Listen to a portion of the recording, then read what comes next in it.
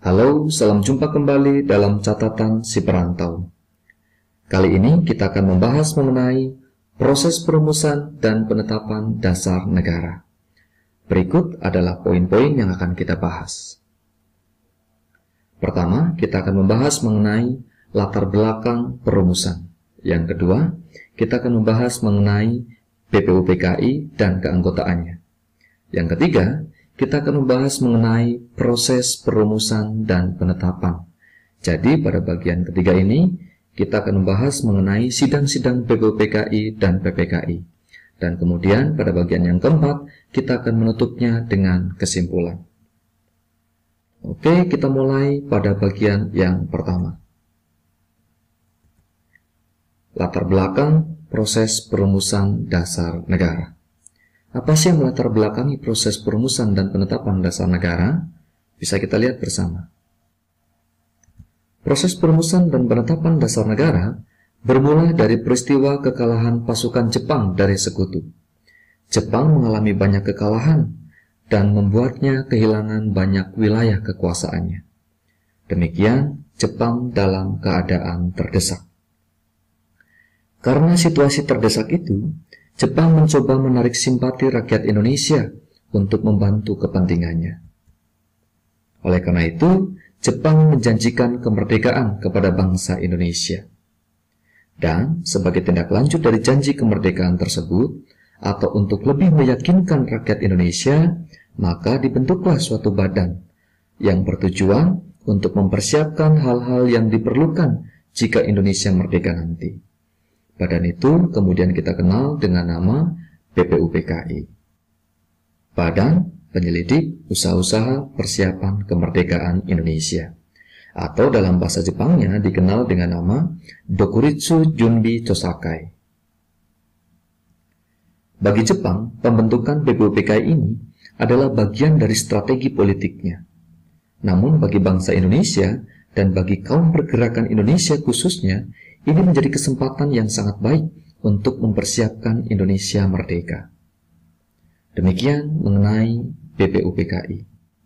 Demikian BPUPKI dibentuk. Sekarang kita masuk pada bagian yang kedua, BPUPKI dan keanggotaannya.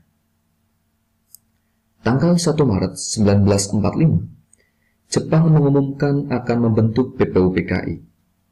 Kemudian pada tanggal 29 April 1945, BPUPKI dibentuk oleh pemerintah militer Jepang, bertepatan dengan hari ulang tahun Kaisar Hirohito.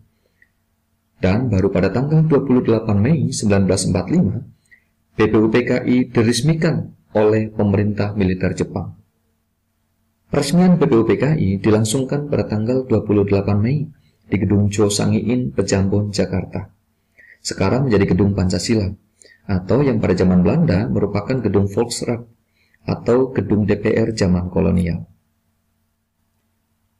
BPUPKI beranggotakan 63 orang, termasuk ketua dan wakil ketua.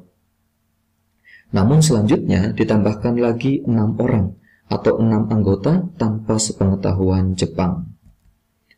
BPUPKI diketuai oleh Dr. Rajiman Wediodiningrat dengan wakilnya dari Jepang, Ichibangase Yoshiu, dan wakil dari Indonesia adalah Raden Panji Suroso.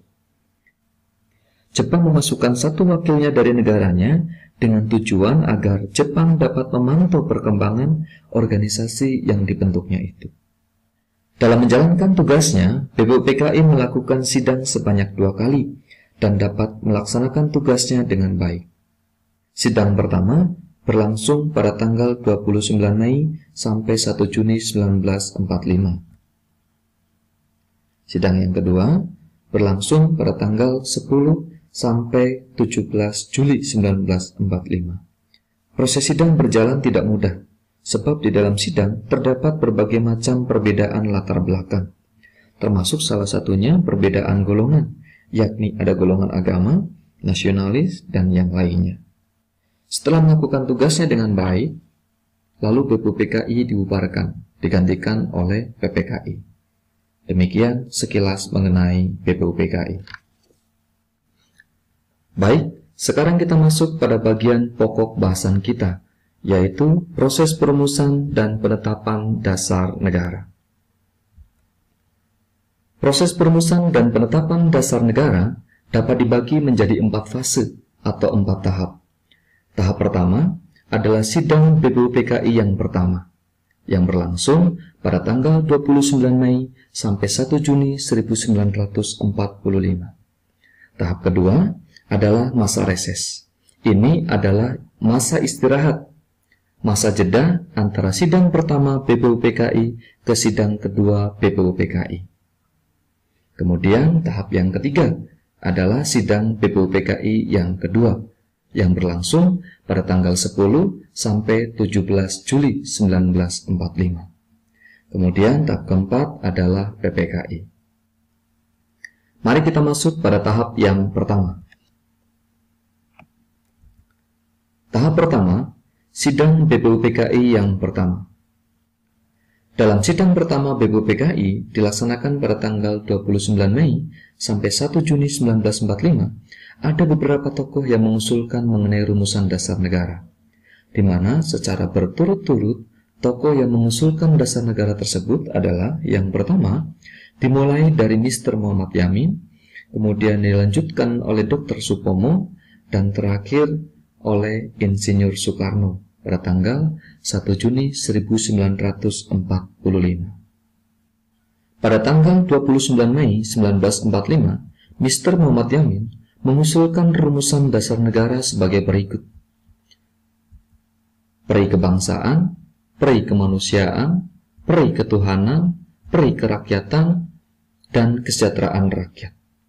Berkaitan dengan rumusan dasar negara yang disampaikan oleh Mr. Muhammad Yamin, ada fakta yang perlu kita ketahui, yaitu bahwa rumusan dasar negara yang disampaikan oleh Mr. Muhammad Yamin ada 2, yaitu secara tertulis dan tidak tertulis. Dan keduanya tampak ada perbedaan. Berikut ini adalah rumusan dasar negara yang diajukan oleh Mr. Muhammad Yamin yang secara tertulis. Bisa kita lihat bersama. Yang pertama adalah ketuhanan yang Maha Esa, yang kedua adalah kebangsaan persatuan Indonesia, yang ketiga rasa kemanusiaan yang adil dan beradab, keempat kerakyatan yang dipimpin oleh hikmat kebijaksanaan dalam permusyawaratan perwakilan, dan yang kelima adalah keadilan sosial bagi seluruh rakyat Indonesia. Demikian adalah rumusan dasar negara yang disampaikan oleh Mr. Muhammad Yamin. Pada tanggal 31 Mei 1945, Dr. Supomo sebelum menyampaikan rumusan dasar negaranya, terlebih dahulu menyampaikan gagasannya mengenai konsep negara, yaitu mengenai yang pertama, teori negara perseorangan atau individualis, kedua, mengenai paham negara kelas atau kelas teori atau teori golongan, dan yang ketiga adalah paham negara integralistik. Setelah itu, baru Supomo menyampaikan rumusan dasar negaranya. Berikut adalah rumusan dasar negara yang disampaikan oleh Dr. Supomo. Yang pertama adalah persatuan, kedua adalah kekeluargaan, ketiga adalah keseimbangan lahir dan batin, keempat adalah musyawarah, dan yang kelima adalah keadilan rakyat. Setelah Dr. Supomo, baru kemudian tanggal 1 Juni 1945, giliran Insinyur Soekarno menyampaikan pidatonya. Pidatonya itu kemudian hari dijadikan sebagai peringatan hari lahirnya Pancasila. Dalam pidatonya, Soekarno menyampaikan rumusan dasar negara sebagai berikut. Yang pertama adalah kebangsaan atau nasionalisme, yang kedua adalah kemanusiaan atau internasionalisme, yang ketiga adalah mufakat atau demokrasi, dan yang keempat adalah kesejahteraan sosial, dan yang kelima adalah ketuhanan yang berkebudayaan. Selanjutnya, Soekarno menyampaikan juga bahwa kelima sila itu dapat diperas menjadi 3 sila. Apa saja itu? Yang pertama, sosionasionalisme. Ini adalah gabungan kebangsaan dan peri kemanusiaan. Ini adalah paham kebangsaan yang berperi kemanusiaan, atau nasionalisme yang berinternasionalisme. Artinya, bangsa yang hidup bersama dalam keluarga bangsa-bangsa. Kemudian, Yang kedua, sosiodemokrasi. Ini adalah gabungan dari demokrasi dan kesejahteraan. Ini adalah paham demokrasi, persamaan seluruh rakyatnya dalam bidang politik, sosial, ekonomi, budaya, dan agama. Kemudian yang ketiga adalah ketuhanan. Ketuhanan dengan maksud untuk menjiwai dasar sosionasionalisme dan sosiodemokrasi. Demikian, ketiga sila tersebut dikenal dengan nama Trisila. Demikian Trisila ini dapat dibagi menjadi satu sila atau dikenal dengan istilah ekasila, yaitu gotong royong. Ekasila atau gotong royong ini merupakan upaya Insinyur Soekarno untuk menjelaskan bahwa konsep rancangan dasar negara ada dalam satu kesatuan. Berbeda dengan yang lainnya, dari ketiga tokoh yang menyampaikan usulan rumusan dasar negara, Insinyur Soekarno memberikan nama untuk rumusan dasar negaranya itu. Insinyur Soekarno, berdasarkan usulan dari seorang teman yang juga ahli bahasa, memberikan nama yang awalnya Pancadharma menjadi Pancasila. Oleh karena itulah, pidato Insinyur Soekarno pada tanggal 1 Juni 1945 diperingati sebagai hari lahir Pancasila. Sebab istilah Pancasila dijadikan sebagai nama untuk rumusan dasar negara.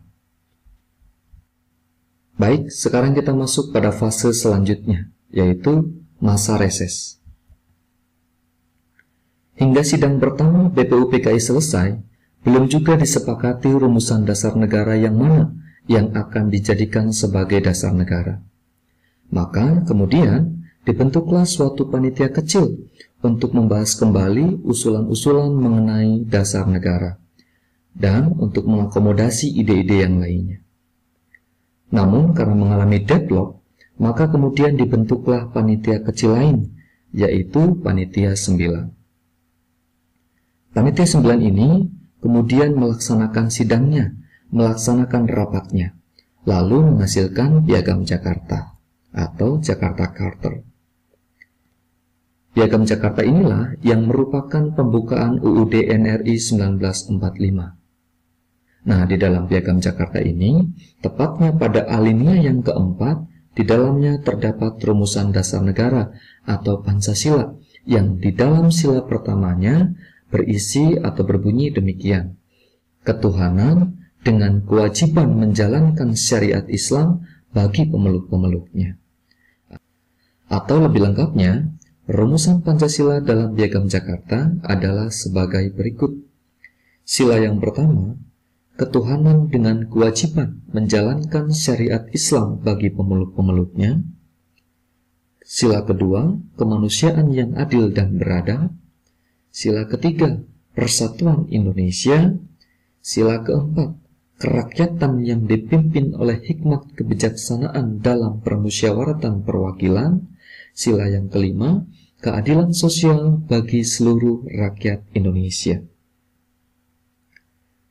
Jadi, pada masa reses ini menghasilkan Piagam Jakarta atau cikal bakalnya pembukaan UUD NRI 1945.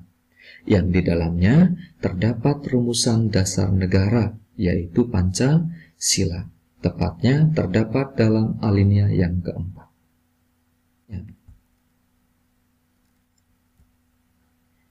Ini adalah isi dari Piagam Jakarta.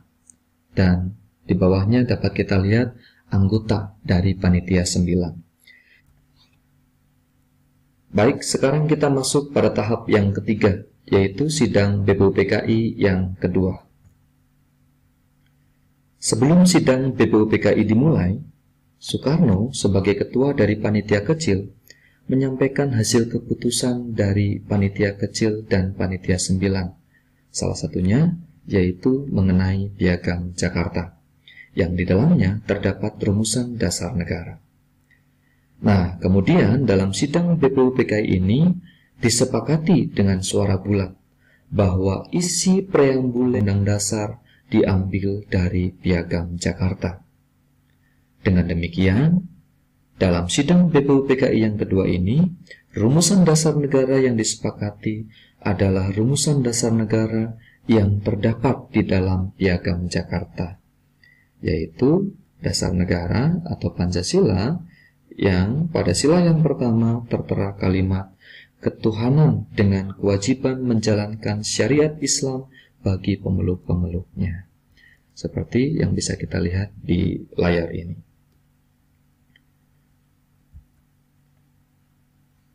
Dalam sidangnya yang kedua ini dibentuk beberapa panitia kecil, yaitu sebagai berikut. Dibentuk panitia perancang undang-undang diketuai oleh Soekarno, meskipun lalu kemudian dibentuk lagi panitia kecil yang diketuai oleh Dr. Supomo. Lalu selanjutnya dibentuk juga panitia perancang keuangan dan perekonomian diketuai oleh Muhammad Hatta. Dan kemudian dibentuk juga panitia perancang pembelaan tanah air yang diketuai oleh Abikusno Cokro Suyoso. Selesai sudah tugas BPUPKI. BPUPKI telah menyelesaikan tugas-tugasnya dengan baik. Maka setelah itu langsung dibubarkan. Dan kemudian pada tanggal 7 Agustus dibentuk PPKI. Sudah selesai, tinggal menunggu waktu Indonesia merdeka. Dalam prosesnya, sebelum sampai kepada waktu yang dijanjikan, Jepang menyerah kalah dari sekutu. Hal ini diketahui oleh kaum pergerakan Indonesia, para pemuda khususnya. Maka dengan segera, para pemuda menemui golongan tua, yaitu Insinyur Soekarno dan Muhammad Hatta, untuk segera memproklamasikan kemerdekaan tidak sesuai dengan waktu dalam perjanjian dengan Jepang, supaya kita merdeka benar-benar dari tangan dan usaha kita sendiri. Namun demikian, tidak begitu saja disepakati. Bahkan Insinyur Soekarno dan Muhammad Hatta harus diamankan ke Rengas Dengklok agar tidak terpengaruh oleh Jepang. Disitulah pada malam hari itu juga disepakati waktu proklamasi. Dan kemudian teks proklamasi diketik langsung oleh Sayuti Mele. Benarlah keesokan harinya, pada pukul 10 pagi, di Jalan Pegangsaan Timur, dibacakanlah teks proklamasi kemerdekaan itu.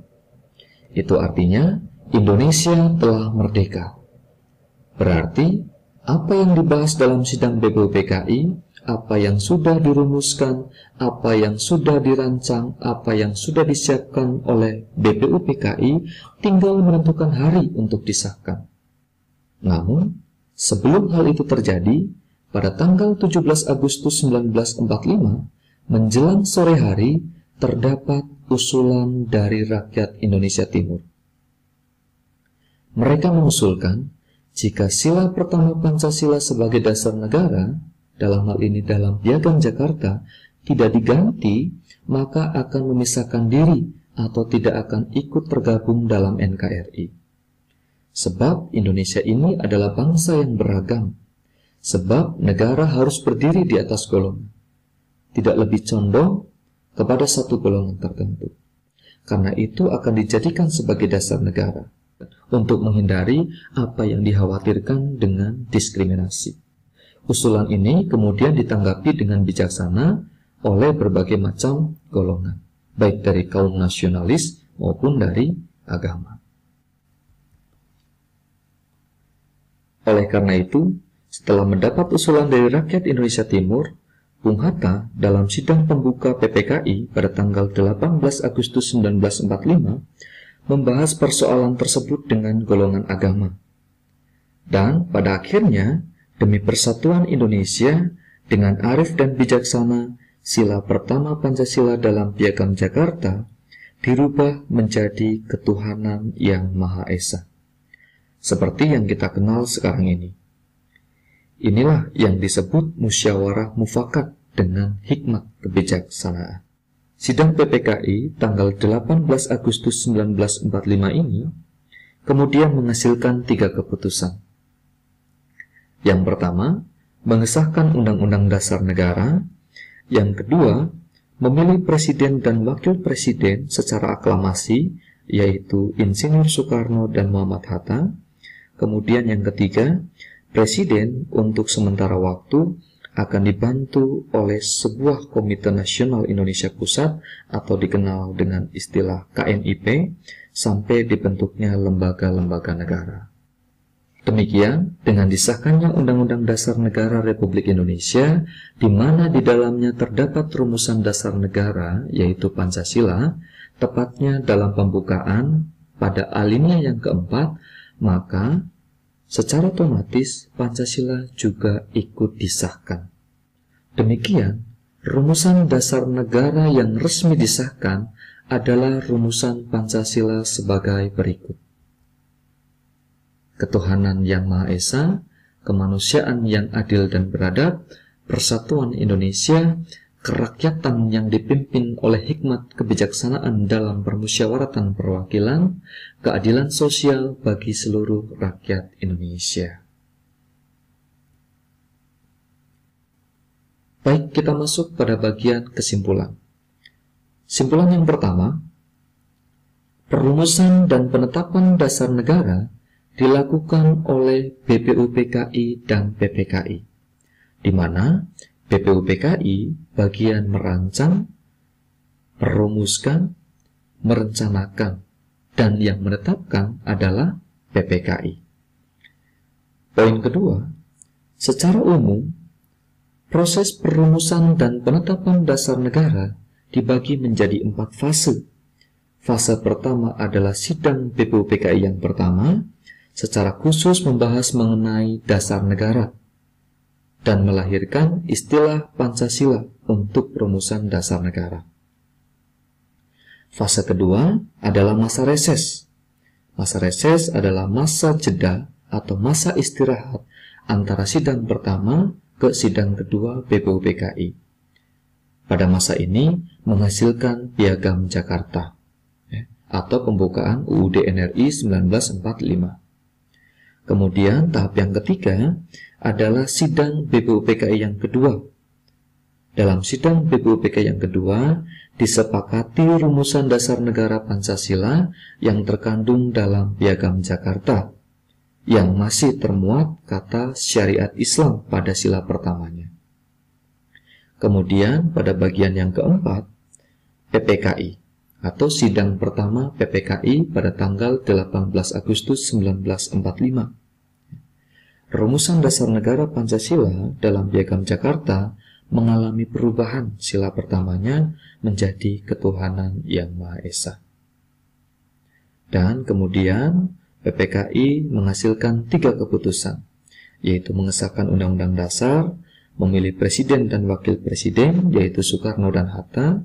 Kemudian pada bagian yang ketiga, memilih Presiden dan Wakil Presiden, yaitu Insinyur Soekarno dan Muhammad Hatta. Dan kemudian yang ketiga, Presiden untuk sementara waktu akan dibantu oleh sebuah Komite Nasional Indonesia Pusat atau KNIP sampai dibentuknya lembaga-lembaga negara. Ini adalah beberapa contoh semangat dan komitmen para tokoh dalam proses perumusan dan penetapan dasar negara.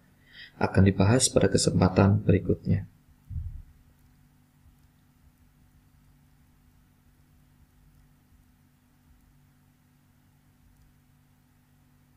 Terima kasih, semoga bermanfaat. Salam hormat dari Catatan Si Perantau.